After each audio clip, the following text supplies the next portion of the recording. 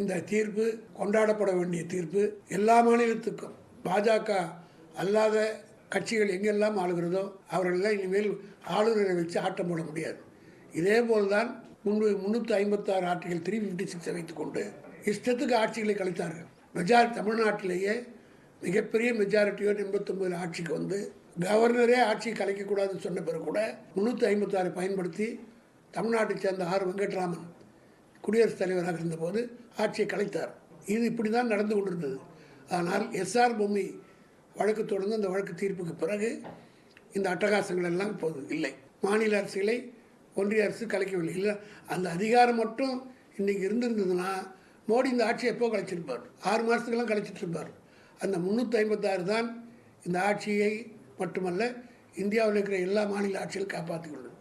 அதனால தான் கவர்னரை வைத்துக்கொண்டு ஆட்டம் போடலாம் என்று நினைத்தார்கள். அதற்கு ஒரு முற்றுப்புள்ளி இப்பொழுது உச்சநீதிமன்றம் தந்துவிட்டது. ஆகவே ஜனநாயகம் காப்பாற்றப்பட்டிருக்கிறது. அரசியல் சட்டம் மகத்தானது என்பது அம்பேத்கர் எழுதிய அரசியல் சட்டம்தான் இந்தியாவுக்கு உகந்தது. எந்தெந்த காலம் நீடித்து நிலைக்கும் என்பதற்கு இந்த தீர்ப்பு ஒரு எடுத்துக்காட்டு.